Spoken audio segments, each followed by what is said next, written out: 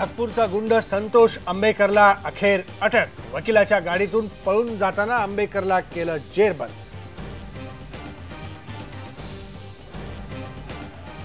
निवडणुकीपूर्वी मित्र पक्षांचा काँग्रेसला हादरा। 2002 दंगली प्रकरणी कोर्टाच्या निर्णयाचा आदर करायला हवा।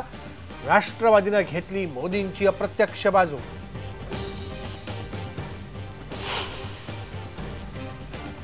एनसीपी येणार की नाही मला माहिती नाही, पण एनसीपी आमच्या सोबत येईल असं वाटत नाही। परंतु आलं तरी एनसीपीला सोबत घेऊन आम्ही निवडणुका कुठल्याही परिस्थितीत लढवणार नाही।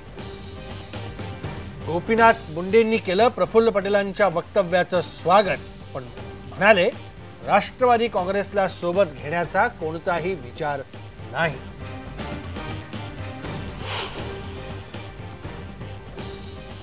यशवंत सोनवणे प्रकरणानंतरही अहमदनगरमध्ये सुरू आहेत खुलेआम इंधन भेसळीचे अड्डे आणि होतीये इंधनाची चोरी। राज्यातल्या तेल माफियांना संपवण्याच्या सरकारच्या नुसत्या वल्गना। IBN लोकमतचा एक्सक्लुझिव्ह रिपोर्ट।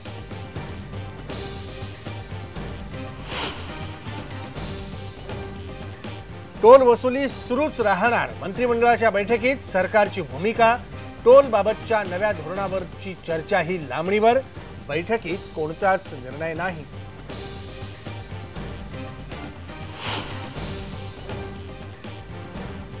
चिथावणीखोर भाषण प्रकरणी राज ठाकरेंवर पोलीस कारवाई करणार का याकडे लक्ष। राज ठाकरे उद्यापासून 4 दिवसांच्या पुणे दौऱ्यावर।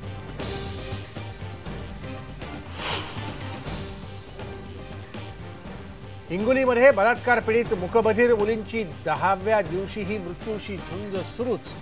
खटला फास्ट ट्रॅक कोर्टात चालवण्याची मागणी।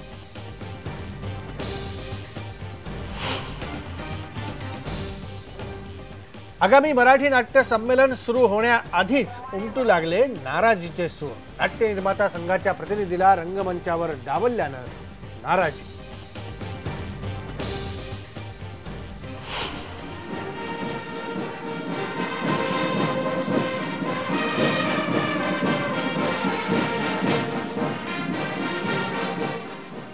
प्रजासत्ताक दिनाच्या कार्यक्रमांचा दिल्लीत शानदार समारोप।